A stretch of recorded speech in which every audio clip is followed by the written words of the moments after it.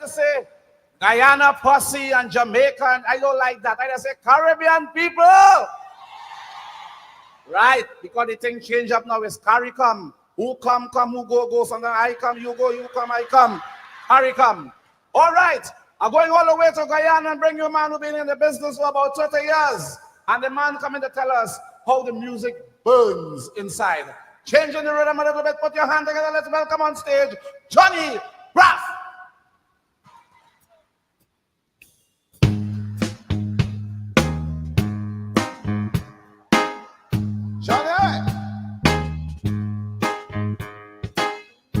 I want to dedicate a song to all the beautiful mothers out there. I want to wish you a happy Mother's Day. God bless you. Stop the music! It burns inside.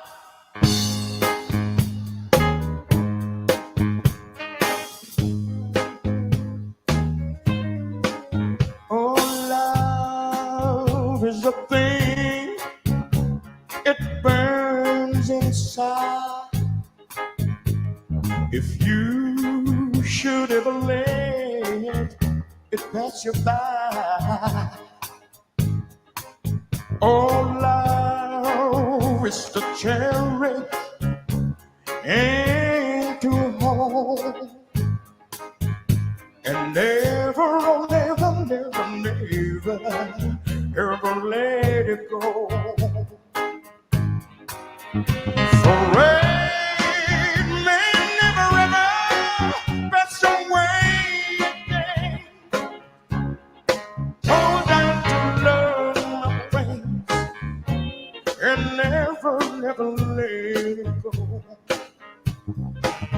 Oh, love is to be within your heart, and never, baby, ever let it part. For rain may never ever pass away again. Oh, hold down to love, my friends, and never let it. I'm gonna talk to you now. Oh, love is a thing. It burns inside. If you and everybody out there should ever let it pass you by, I'm telling you, people, oh Lord have mercy. Love is to be within your heart. Oh yeah. And never, Lord knows, never let it fall. Listen to me. For rain may never ever pass away again. Hold on to love, my friends, and never let. Now sing along with me, please. Oh, love, everybody, sweet love. One more time, come on. Oh, love, sweet love. Oh, love. All right, ladies and gentlemen, you know I don't like to say Guyana posse and Jamaican. I don't like that. I just say Caribbean people. Right, because the thing change up now is CARICOM. Who come, who go. Sometimes I come, you go, you come, I come. CARICOM. All right, I'm going all the way to Guyana and bring you a man who's been in the business for about 30 years. And the man coming to tell us how the music burns inside. Changing the rhythm a little bit, put your hand together, let's welcome on stage, Johnny Braff.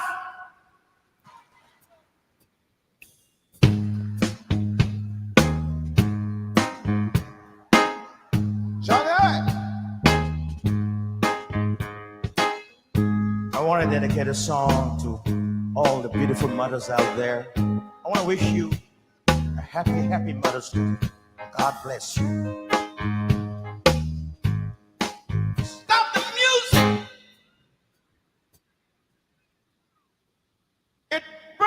burns inside.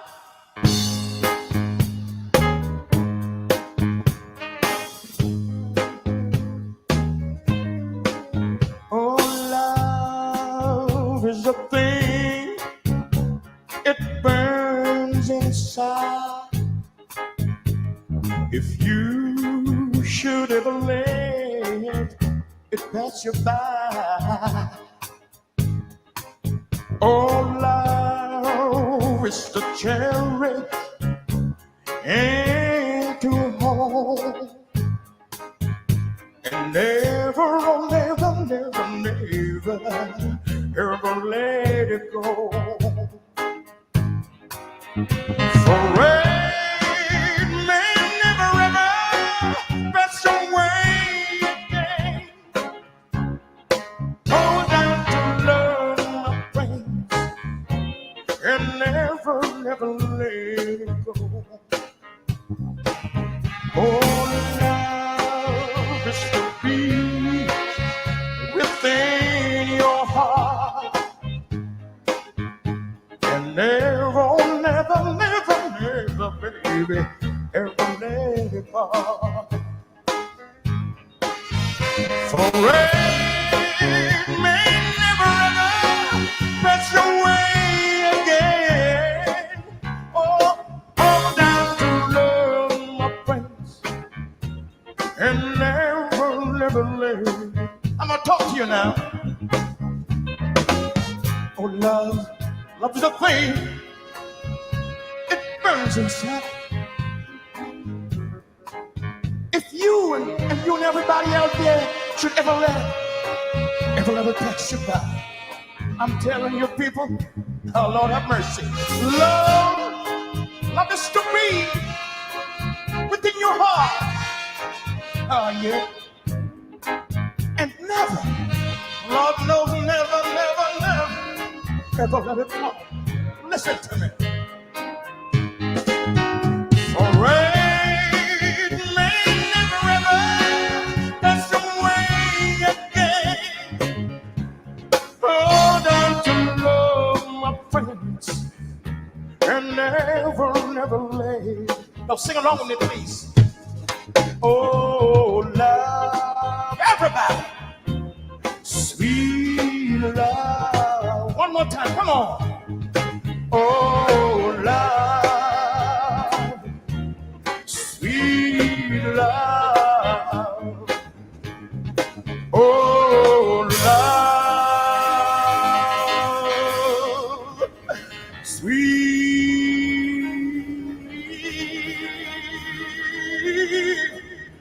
love.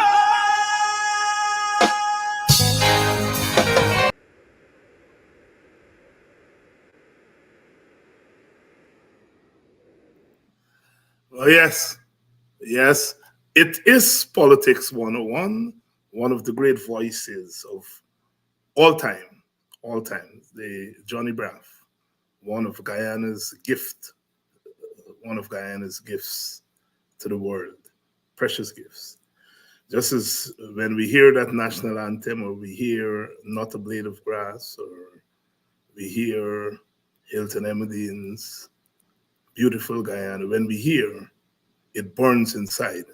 If you're a Guyanese, you stop and you look around because it is very much part of our Guyanese tapestry. Johnny Braff, as I said, one of our great gifts to the world. As Professor Nettleford said of all Caribbean, we haven't built skyscrapers, and we haven't created atom bomb and nuclear bombs and so forth. What we have given to the world, our minds, our intellect, whether it is through song or dance or sport or academia, or as nurses and teachers, as culinary people cooking for the world. We have given the world our creativity. Thank God for Guyana and the West Indies, the Caribbean. Welcome to Politics 101. Please share the link. Please share the link as we celebrate our Guyana. We celebrate our Guyana, our Caribbean. We are the world. We are as much part of the world as everybody else. We stand shoulder to shoulder and give of our creativity to the world. Wherever we go, whether it's in the United States or Europe or Latin America or Africa, wherever we go, we have always stood tall because we have something to say. We have something to tell the world. We have our story to tell, and that story comes out of our lived experience, our experience of struggle, our experience of joy, our experiences of confronting the odds, falling down but getting up, dusting ourselves off, and always ready to pull forward. Thank you all so much for taking the time to come with us another evening, another night, another day. Thank all of you who took the time out to celebrate with me yesterday, virtually and otherwise, and to send out happy birthday wishes. I see some of you are still sending out happy birthday wishes here. I'm usually in Guyana at this time of year. Delayed it a little bit this year. And so I spent my birthday in one of my adopted homes, in this case, Arizona. And much to my surprise, my friends descended on me yesterday afternoon, not knowing that they planned a little party, a little hangout. Good evening, Mr. Robertson, Mr. Thomas Robertson, your brother and his family. They were very much part of the little get together yesterday evening, and helped me to celebrate another day, another birthday. And I am grateful. I'm grateful for them and grateful to them. You walk the world and you do what you have to do, and you move from day to day. And there are sometimes you touch people in ways that you do not realize, and as Dion Warwick and others said, that's what friends are for. That's what friends are for, as Dion Warwick sing. And my friends, they came out yesterday afternoon and celebrated with me. Thank you all. Thank all of you on Facebook and otherwise who celebrated with me. I'm not a big birthday person, a big celebrating person. But as you go older, you come to appreciate that there are things you may not pay attention to, but you live in a world that pays attention to those things, and you have to. Yes. Good evening and good night to all of you. Those of you joining us from Guyana, always very glad to have you. Always very glad to have you. Those of us from outside of Guyana, whether we in our Caribbean, or where we have taken Guyana with us, whether it's Brooklyn and the Bronx and Queens, wherever in New Jersey, Washington, D.C. metropolitan area, wherever we are, whether we're in Toronto, Canada, wherever we are, whether we're in the United Kingdom, we have always taken our Guyana, our Caribbean with us. Always trying to make something out of our experience. Always trying to make something out of our experience. We go wherever we go, we take the carnival with us. Wherever we go, we take the food with us. We take ourselves wherever we go, but always looking back at home, always looking back at home. The movement of Jah people, Exodus, always moving, but always staying close to our roots, always staying close to our roots. wonderful, beautiful people. Wonderful world, beautiful people. That was the first Caribbean album, musical album made. It was made by Jimmy Cliff way back in 1972. First album. You all are learning something here tonight.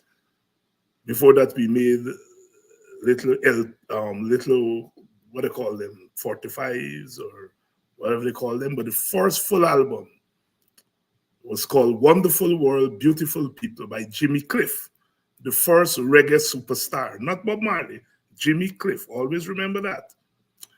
And that album included a lot of the songs, the theme songs from the movie The Harder They Come, which again was the first Caribbean movie, The Harder They Come, starring Jimmy Cliff. And the theme songs of that movie, sung by Jimmy Cliff, was on that album, Wonderful World, Beautiful People. Bob Marley, of course, would do Catch a Fire the next year. But I noticed my brother Keith Beresford is on, and he's much more of a musical historian than I am, and he would, of course, remember those facts. It's always a wonder why we in Guyana are not up there with Jamaica and Trinidad as far as recording music is concerned, because in many regards we were way ahead of them in terms of producing music, quality music. We started our program tonight with one of our national anthems, It Burns Inside by Johnny Braff. And that old generation really made good music. And Guyana was the Mecca in those days, the Caribbean Mecca. A lot of the old timers will remember some of the great American singers, Black American singers, gracing our shores in the 1960s and the 1970s. What do I know? I was a little boy. Of course, I do remember King Fighter coming in those days. We did have in Buxton a cinema before they moved it out of the village. It was owned by Indian Guyanese, but in those days it was in Buxton, and I lived not too far from it. I remember King Fighter, bringing Suki. Okay, you remember that? You all remember that song, Suki? It was a lady from Dutch Guyana, I think, and he brought her. And I remember peeping through and see the big people going in. But we were a mecca for music. We were a mecca for good music. And where places like Jamaica got in front of us was because they did have a recording studio. In the case of Jamaica, they had Studio One, the first Jamaican-owned recording studio. And a lot of the early artists got their start at Studio One. And we didn't have the equivalent of a Studio One. If we did have, I guarantee you all, we would have been way up there. When the Calypsonians finished Carnival, they used to come to Guyana, not nowadays when they finish Carnival, they gone up to New York and Europe. They used to come to Guyana. Sparrow used to come there and spend a lot of time at Fraternity in Tiger Bay. And that's why he sang that calypso, during the disturbances in the 1960s. Yes, of course, Eddie Grant is right up there. Of course, Eddie Grant is right. Eddie Grant and the Equals in the 70s. Big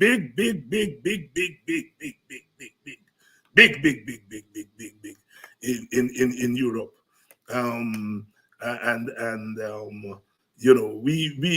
If we had a recording studio, I think per capita, when I was a boy in the 1970s, per capita, when you talk about string band, per capita, Guyana probably had the most string band in the whole wide world. I think we were counting and we count up to 20-something. Ezzy Rockcliffe remembers the number of bands that we had in the 1970s, string band. A dime a dozen in Guyana. And I would think per capita, given our population, we probably had the most string band in the world. You take a place like Linden, had about three of those, about four bands, just Linden alone.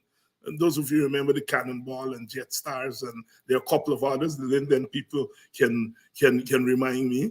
But we of course are part of the musical family of the Caribbean. Eddie Grant later on wanted to open a recording studio in Guyana, and didn't get to for all kinds of reasons. You hear part of it was political, etc. I don't know. You hear these stories. And he eventually went to Barbados and opened the studio there, and had his own record label, Ice Records, and he recorded some of the top Caribbean artists. He recorded there. Gabi recorded there. Black Stallion recorded there. A lot of people recorded there. But we do. The person who I would say the big historian, God is the name, Professor. He has a book on the musical history of Guyana. God, his name is escaping me now. But he has done a lot of research on Guyanese music, and in that real resourceful book in Guyanese music, you can find a lot of information there on Guyanese music. Big thing. I have the opportunity now to teach not music, but to teach lyrics of music, the political lyrics of music. So I always tell my students I don't teach music. What I teach is the lyrics, using the political lyrics, the lyrics of our music as text. One of my big classes is Bob Marley, Reggae and Resistance. I also teach a comparative course on what I call political music, reggae, calypso, and hip hop. So one gets the opportunity to use the music of these humble girls and boys, black and brown people, making music. And today, in the universities, young people are studying them to get a sense of the world. I teach that Bob Marley class as a kind of introduction to the Caribbean.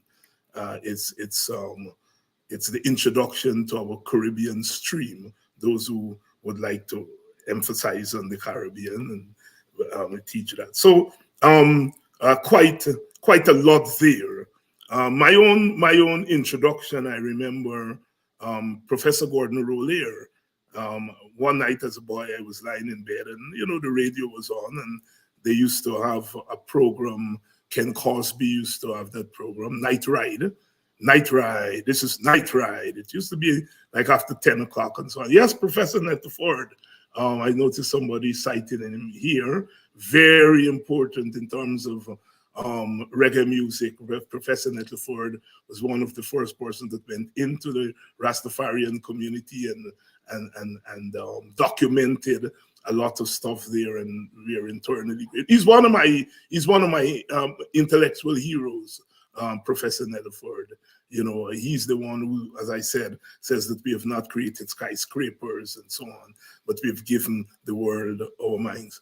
And I remember it was way back in 1992, I think, 1972. Sorry, I just gotten into high school, and in those days, radio was radio. Radio was radio. I think one of my friends is on here tonight, Colin Burke, Colin Garnett. We were schoolboys and girls, and we were really into radio. And Colin and I used to listen to a lot of radio. In fact, he would tell you that a lot of our vocabulary came from listening to those radio announcers. And we would take turns. He would listen to Radio Demerara, and I would listen to GBS and so on in the mornings before we go to school. And then when we get to school, we would exchange notes and so on. So we were really into radio. And one night I was lying in bed and the radio was on and Night Ride was on. Ken Cosby used to say, Night Ride. Ken Cosby, of course, is one of our great dramatists. And he had Professor Gordon Rollier on. And Gordon Rollier was tracing the history of Trinidad from 1956, when Dr. Eric Williams got back to Trinidad and launched the PNM. He was tracing Trinidad history from 56 to 72 through the music of the Mighty Sparrow. And I had never heard anything like that in my life.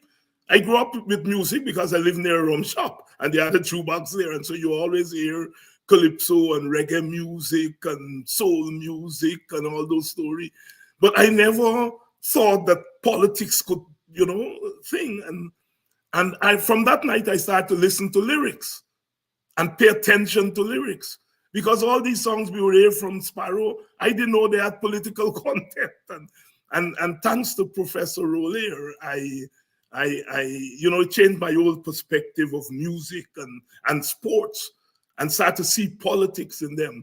I had the opportunity, of course, of meeting Professor Rollier at conferences when I myself became an academic and would present papers on political music at Caribbean conferences, and he was able to give me a few tips and so on. He died earlier this year, but really a pioneer in the academics, the academics of calypso music. Went to Trinidad after he finished studying and stayed there. Gordon Rollier, very, very top Caribbean academic from our country, Guyana. And so many, we have given this world, we have given the Caribbean so many academics. My late sister and I, used to say one of the problems with Guyana is that we produce too many bright people. We produce too many bright people. When you think of a generation of Forbes Burnham and Sidney King and Martin Carter and Cheddy Jagan and all of them, and these, apart from being politicians, they were bright men and women. And they all were in this party called the PPP.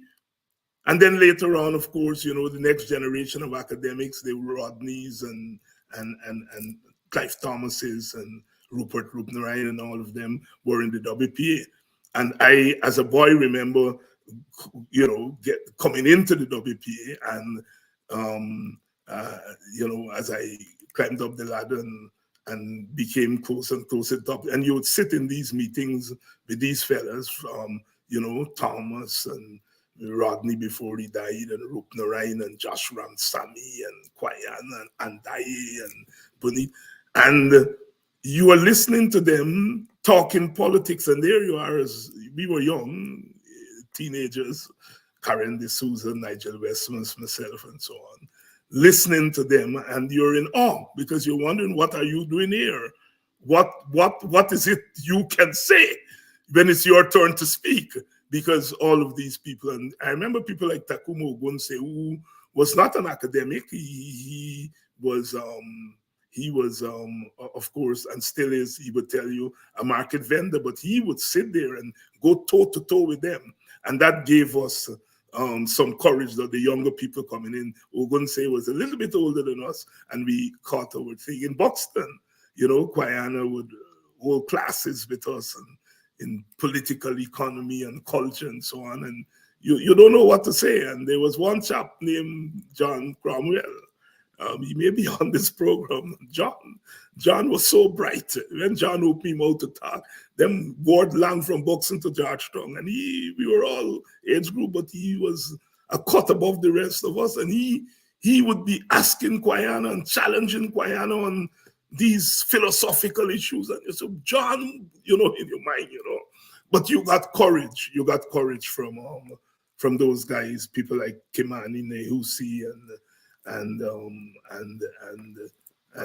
Theo Morris and those chaps, Kwesi and Kofi, Ras Michael June. They were older than us, but they gave us a little courage because they would stand up and really. Good evening to you. Just a little bit reminiscing here on our contributions to the culture and the politics and the academics, the intellectual fervor of our country. We are Guyana. We are Guyana. We are Guyana. We are the Caribbean, and we have something to offer the world. We have something to say to the world.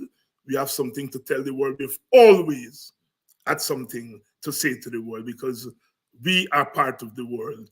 We are part of the people. C.L.R. James, of course, one of our greatest intellect, he says, you know, the Caribbean was the meeting place of all these cultures, you know, India, Africa, Madeira, Portugal, China, you know, the indigenous people all meeting in these little Caribbean spaces. Guyana may be larger in terms of landmass, but in terms of population, we relatively small.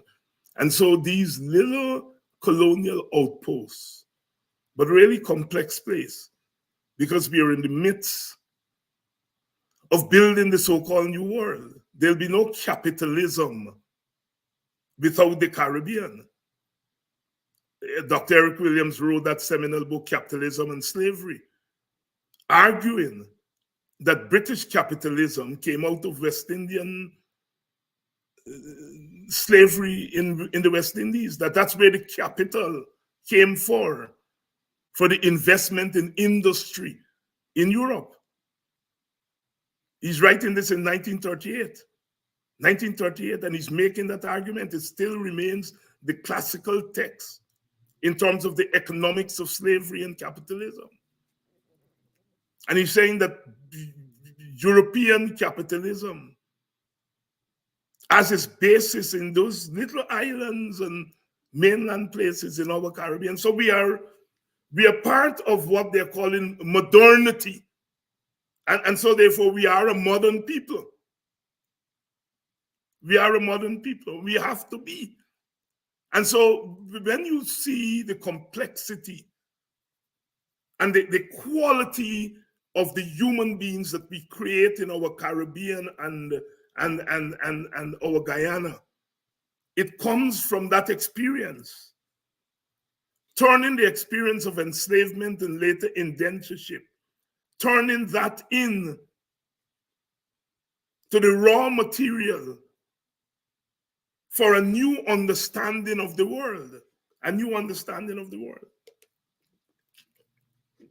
And so in 2023, and we are coming to the end of this year, it's been quite a year for us in Guyana. In 2023, we faced down the challenges. And in many cases, our people are ahead of the leaders. One of the things this Venezuela thing has brought to the fore is how our leaders have, in a sense, retrogressed, and how our people have progressed. There's a genius in our Guyanese people. A genius. I mean, we have to be genius. Uprooted from a place like Guyana, going to a hostile place like New York,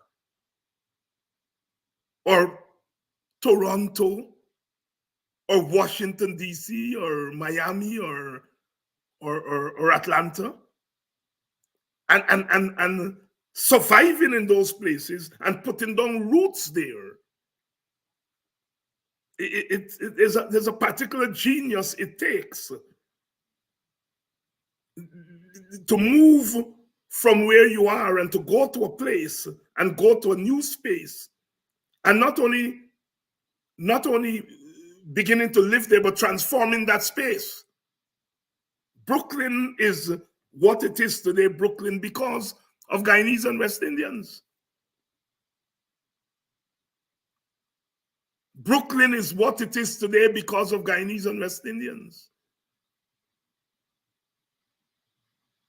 You know, when people started to go to New York there and Brooklyn, and before that Harlem, or people started to go to Harlem. The first great migration from the Caribbean at the turn of the century. This is what took people like Garvey and a lot of people to Harlem in those days, which was the center of Black life in America. The Harlem Renaissance, of course. It was not just a renaissance of the human beings individually, but the kind of community that they were able to build in a place like Harlem, and then later on Brooklyn and the Bronx. And then laterally, our Indian Guyanese brothers and sisters came and went to Queens and did the same thing. But there's a genius of our people that we often don't celebrate. And following in the footsteps of somebody like Walter Rodney, who was argued that the West Indian, the Black academic, has to immerse herself and himself into the lives of ordinary people, because that's where we come from. Professor Rex Netherford used to say, we all came from there. George Lamin would refer to us as the people from the bottom. In Jamaica, they say the cane piece. In Guyana, we say we come from the villages. We all came from there. We may now live in some of these metropolitan spaces all over the world, but we have taken those experiences with us. And so it is a tribute to our genius as a people that we could survive in a place, a hostile place, like Guyana and the Caribbean in the first place. And as I said, transforming those places. That is why when Venezuela now makes its foolish claim to our country, defending that territory is much more than politics. And I think those leaders who sat down in St. Vincent the other day, what they didn't have was the feeling of what it is to be a Guyanese. And because we were a difficult place, that feeling doesn't always seem apparent. But there is a feeling. To be Guyanese is more a feeling. As I said, if you walk any part of the world and you hear it burns inside, you look around, you jump, your eye open big, because you're here in Guyana. And that is why when they sat down at the airport in St. Vincent, a lot of us were anxious because we were fearful that they would give away Guyana. And our fears were not misplaced, because in many regards, our leaders who were there, our leaders who were there, gave away part of Guyana last week. They gave it away. Not the physical territory. They gave away the narrative. The new narrative now is that Guyana is disputed territory. My God, from 1899 to 2023. Guyana was not disputed territory. No.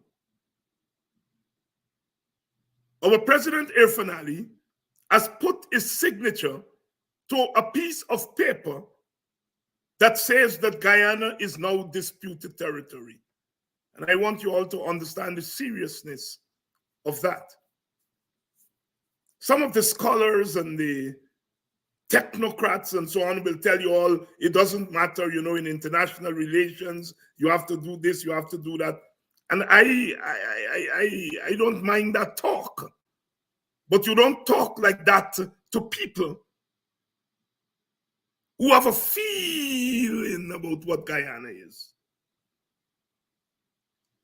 And Guyana is not disputed territory. And when our leader affixed his signature, whether he did it under duress or not. And we rather suspect he did it under duress. But because he himself may not be afflicted by that feeling, that Guyanese feeling, he put his signature there.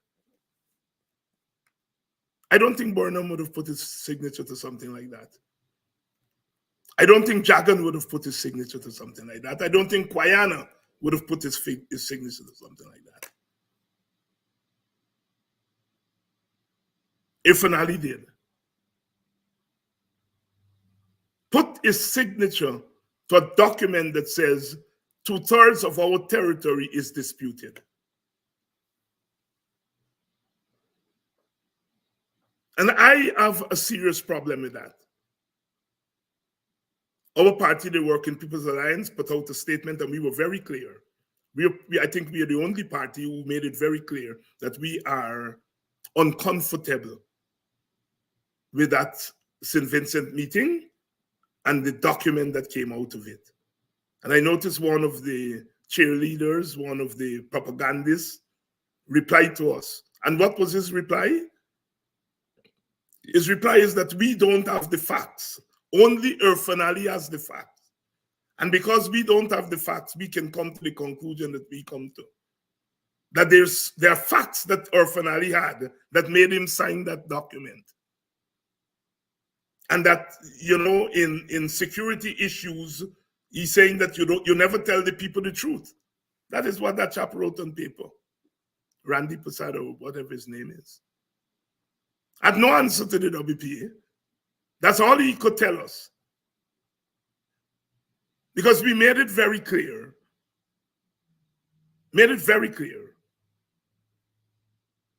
That you do not go and sit down and sign away your narrative without getting anything in return, anything tangible. Well, you shouldn't sign away your narrative, period.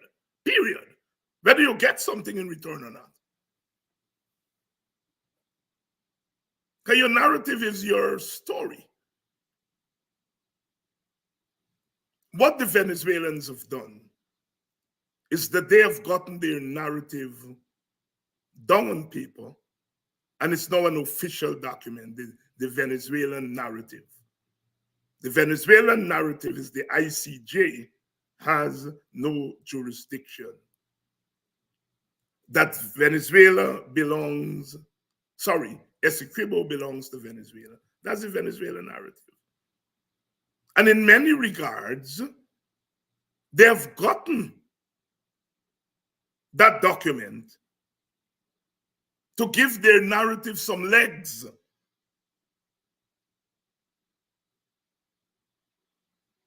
The Venezuelans have walked the whole thing back to 1966.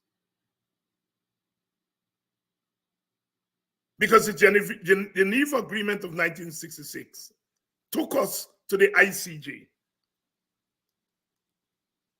The Secretary General said, let the ICJ determine the validity of 1899.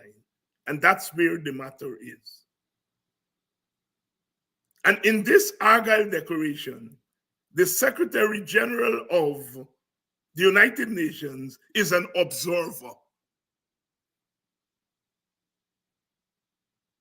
In the Geneva Agreement of 1966, the Secretary General was the general. The Secretary General is now replaced by Ralph Gonzalez.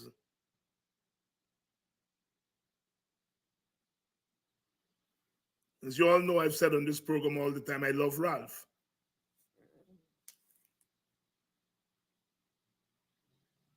But Ralph is compromised. On this issue of Guyana's territorial integrity, Ralph is compromised. The aggressor, the bully,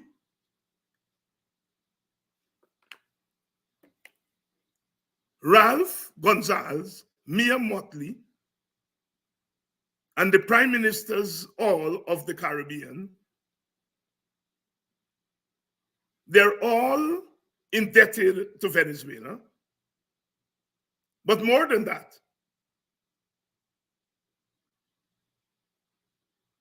they've decided that that indebtedness will muzzle them.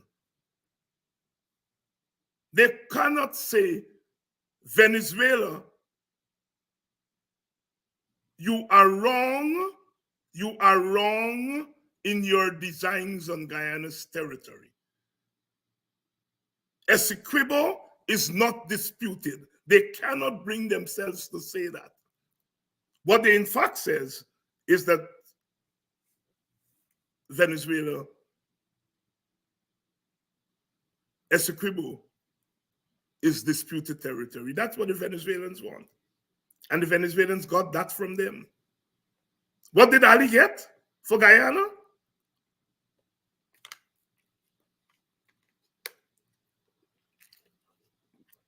Nothing of value. You know, on the face of it, they got Venezuela to say that it will pull back on its aggression to Guyana, its aggression towards Guyana. But you didn't need to go and get Guyana to sit down, to get Ali to sit down with Maduro, and to put on paper that Guyana, that Essequibo is disputed territory. You didn't have to do that to get Venezuela to pull back. Ralph Gonzalez and others should have been doing backroom diplomacy and talking to Venezuela behind the scenes to get Venezuela to back down without Guyana giving up anything.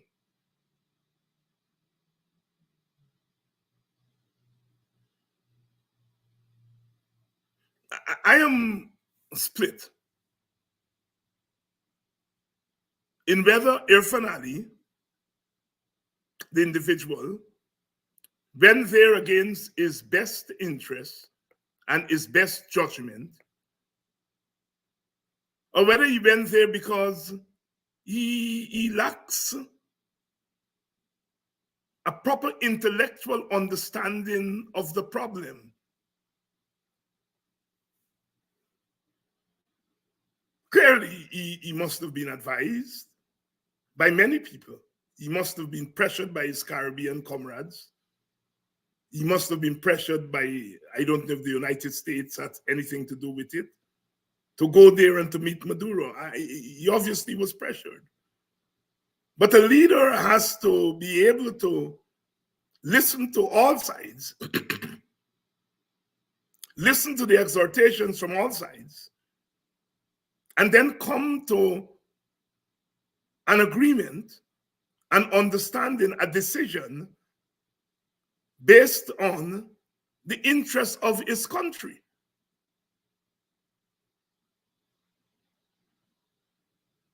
I'm afraid Ali didn't do that. And I'm glad that Aubrey Norton didn't go to St. Vincent. Because had he gone to St. Vincent, he would have had nothing to do with what got into that document. And he would have had to take equal responsibility with Ali for that document. I'm glad he didn't. He may have saved himself and the opposition tremendously there.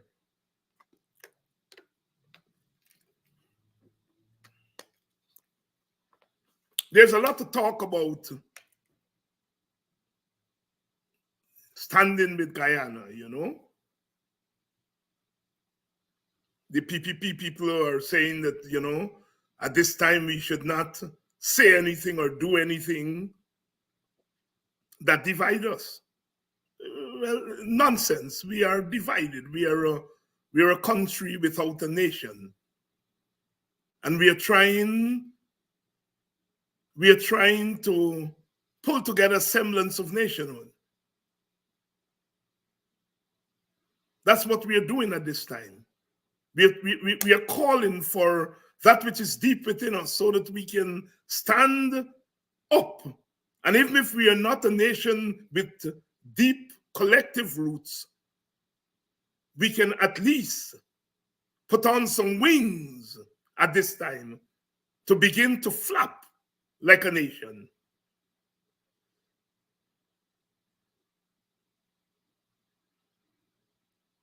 And we do not believe that we should take our feet from off the accelerator when it comes to beating back what the PPP has been doing.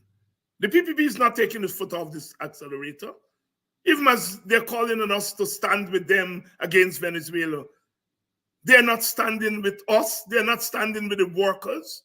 You cannot be giving public servants 6.3% increase, 6.3% of $79,000. I was talking to an immigration officer last night, and she told me she was earning $79,000. And 6.3% of $79,000, you all work out the math. And she was telling me that in times like these, they have to transform from immigration officers to police.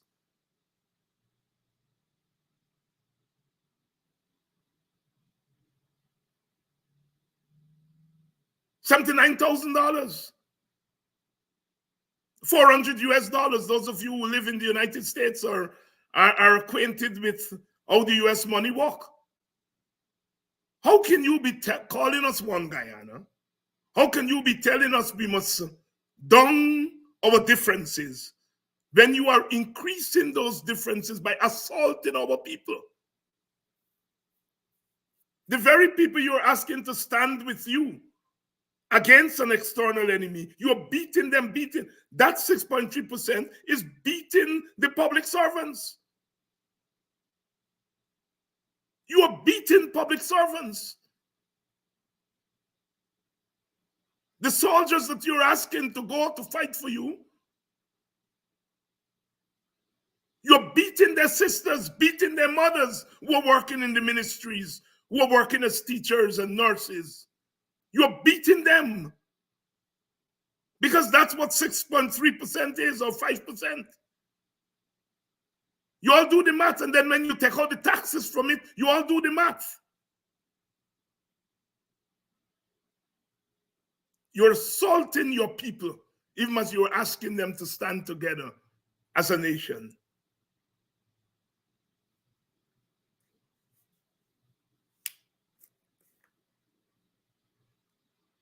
Randy Prasad said the WPA should not talk about the political and ethnic sensitivities about who joined the army. We must not talk the truth. We must not talk the truth. The fact of the matter is that Africans are the people who are generally in the army.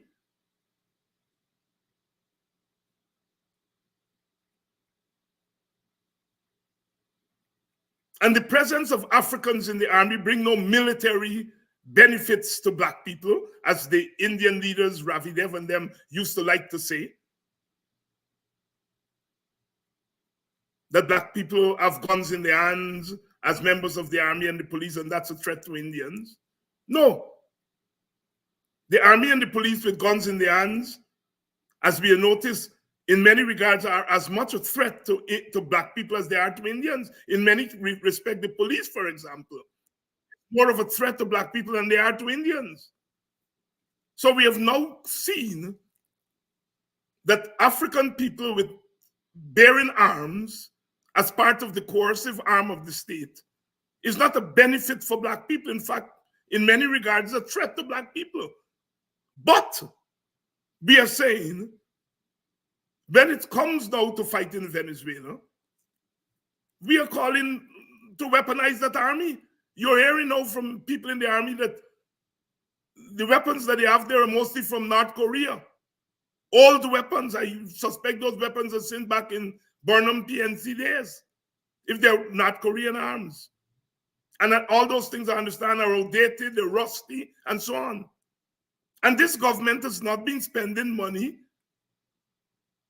to modernize the armory, update the armory of the army. the GDF. Why? Because they fear that if they weaponize the army, they're weaponizing black people. No, I'm saying give more ethnic mix is a legitimate fear. But we have noticed over the decades that the army is not an ethnic threat to Indians. That has now been proven. The police is not an ethnic threat to Indians. And so we are therefore saying, beef up the arms in the army. No. If you don't do that, you're basically sending our brothers and sisters to go and kill themselves, because you're sending them with old, outdated arms. You're sending them to kill themselves.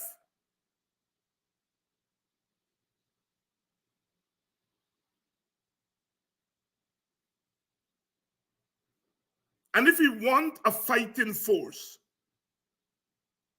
we don't expect our army to beat Venezuela if Venezuela were to make any move, but we expect them to resist Venezuela.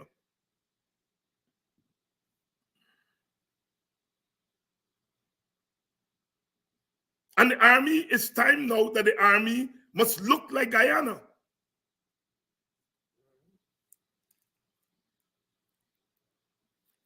As I said, Rafi Dev and them used to say, Indians must go and join the army.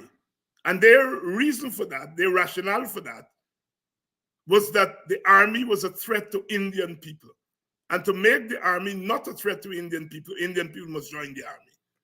So that they were calling for balance in the army. And my response to that argument a decade or more ago was that if you all want to integrate the army, you all have to integrate money too. So money must not only be with Indians, money must also be with Africans. If the army must not only be Africans, it must be Indians. That was my view then. And I still hold that view that we must integrate the money. But as far as the army is concerned, I'm saying bring the Indians in tomorrow. Bring them in. Because the army must begin to look like Guyana. For all kinds of reasons.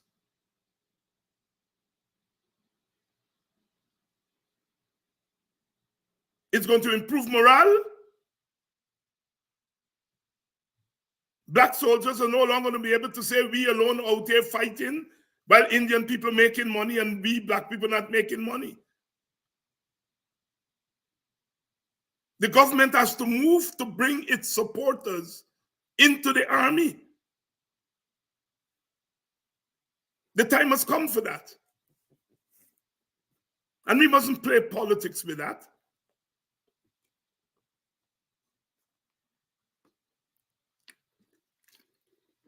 It's going to be good for Guyana. That when Guyanese look around, they see a fighting force, an army that looks like them. The PPP must move away from the strategy of just having the leadership of the army look like Guyanese. And in many regards, they're trying to get the leadership of the army to be more Indian. That has been their strategy. And we are saying it's not the leadership of the army itself has to now look like Guyana.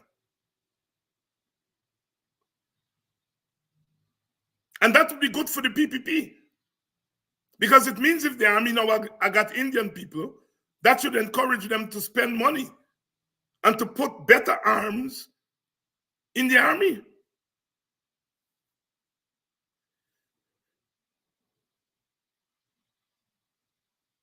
These are not things we should be whispering. You know, in Guyana, anything that got to do with race, we like to whisper it.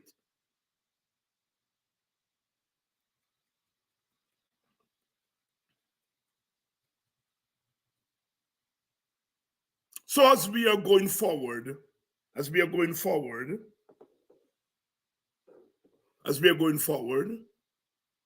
have to recognize what happened in St. Vincent. our government has given away the Guyana narrative, and we hope have not endangered Guyana. Because the official narrative now is that Essequibo is disputed territory. In a sense, we are challenging the 1899 arbitration. The Argyll Declaration challenges the 1899 arbitration. Prior to that, Venezuela alone was challenged in 1899. Guyana never challenged in 1899. Now, with putting our signature to a document that said the territory is disputed, we are now challenging the 1899 arbitration. It's on paper. It's on paper, it's there.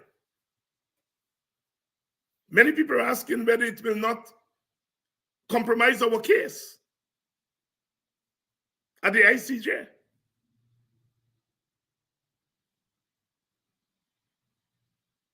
Our case before the ICJ is that the territory is not disputed. In the Argyll Declaration, the territory is now disputed.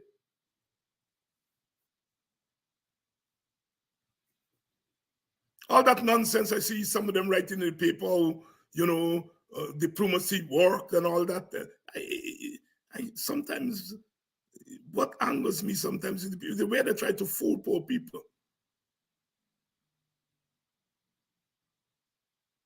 There's nothing in that document that should make us comfortable.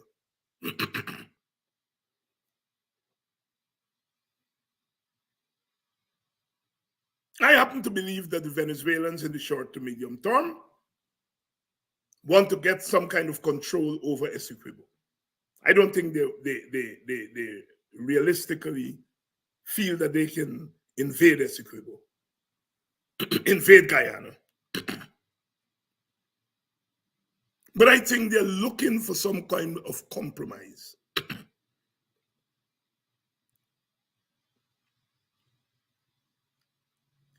Where they can have some kind of joint control over who invests, so that if a company goes in there, the company has to get the permission from both Guyana and Venezuela.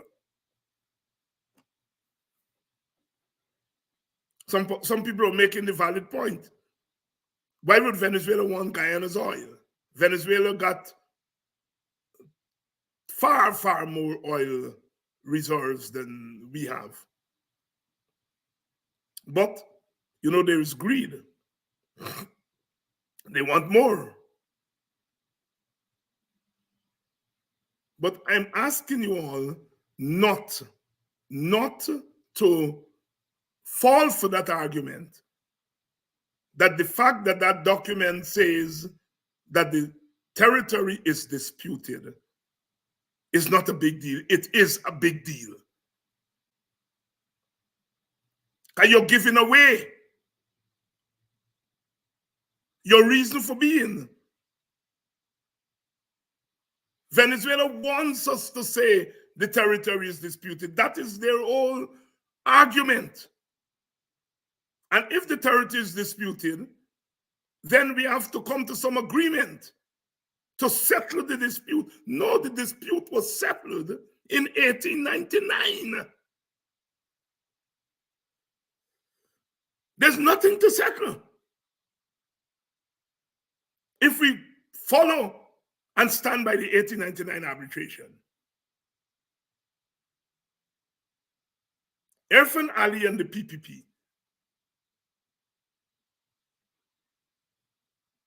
may have given the Venezuelans the sea lane that they wanted to get out to the Atlantic. Because all the crying and saying Dr. Barton Scotland and other people, the Venezuelans have said that the PPP made an agreement with them for the sea lane. So it's not just Jagdio in the video that we have seen him on, where he's waxing lyric about giving Venezuela the sea lane. They went further than that. Our understanding is that they actually agreed to give the people the sea lane. They just never got the chance to bring it to the National Assembly.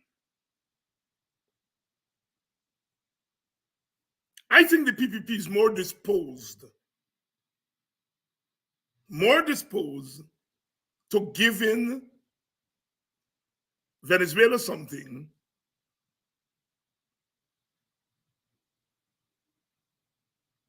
that Venezuela wants.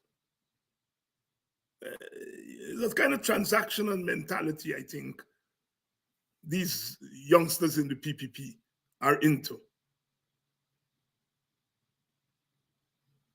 And I am asking you all to be fearful of that. These people are going to sell us out if we allow them to. They're going to sell part of Guyana with us there. It was so easy to get them to go to a meeting without any preconditions. The people have not agreed, even in the document, to pull back the decrees. The decree that Maduro did after the referendum, there's no mention of the decree in the Argyle Declaration. There's this broad thing that they will not be aggressive, they will ease their aggression. Nothing specific about those decrees.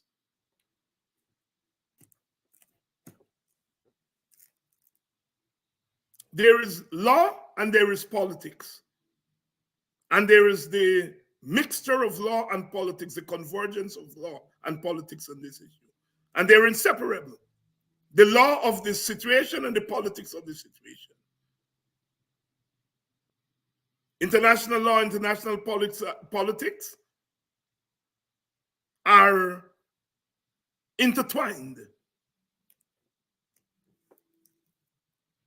I want to thank you all for coming out again tonight, as always.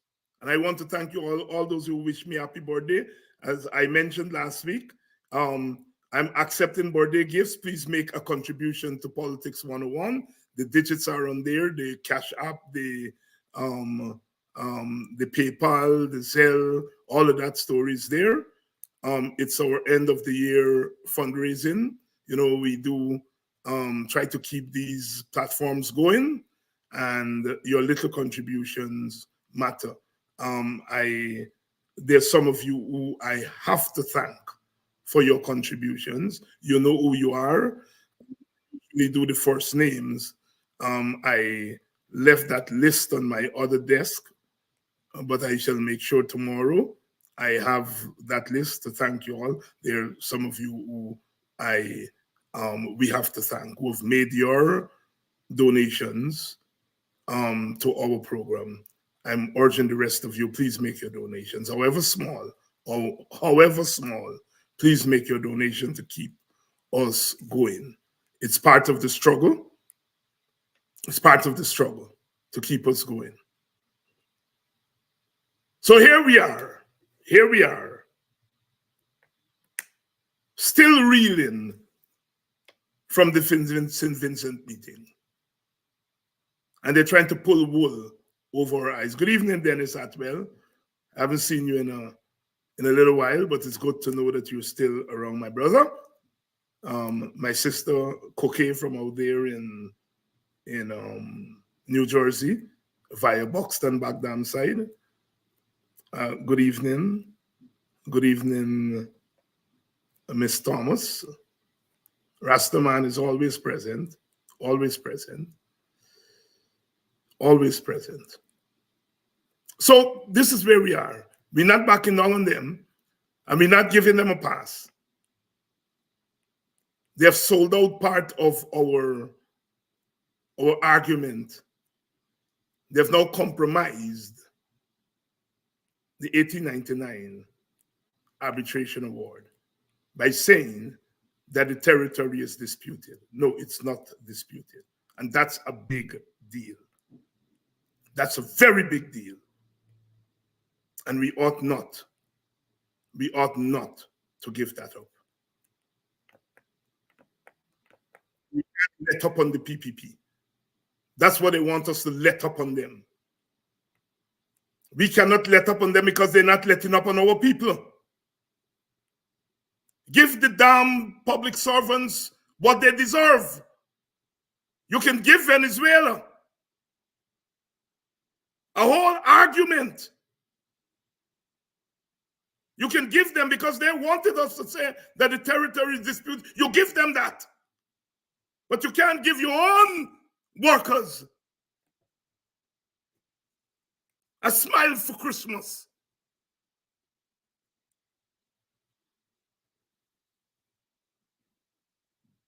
No wonder the guys just call them Jacobats. They're worse than Jacobats.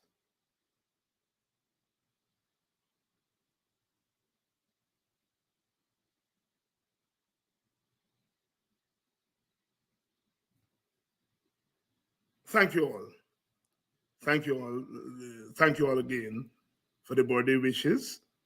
I had a good time with my friends yesterday. Thank you all. I usually spend the birthday in Buxton. This year, I'm a little bit late in making my way to the Mecca. In making my way there, a little bit late. So I didn't get to spend it with my people in Buxton this year. But I know I was there in spirit. And again, thank you all for all the birthday wishes. And thank you all those who have made a little contributions or big or medium contributions to Politics 101. We're grateful. And we look forward to receiving the contributions from the rest of us. We'll be back tomorrow night. This is, of course, Christmas week. The week going into Christmas, I know people got to go and do the cleaning up and the putting away and get the blinds. I know I haven't heard from people what the story is on the streets of Guyana in terms of people shopping and so on. Money and debt, money and debt. That is the thing of the matter. But, we still do Christmas. So it's the week when we prepare. So I'll be back tomorrow night. I think I have a guest tomorrow night. I can't remember right now who it is, but we'll be back tomorrow night and we'll continue our discussion on where we go. 2023 is almost over. And we're into 2024. New year, same old story. But we're gonna make it through. We're gonna make it through because we are what we are. And that's the way it's going to be. You can't educate I for no equal opportunity. Talking about my freedom. Our freedom is what it is. But it is.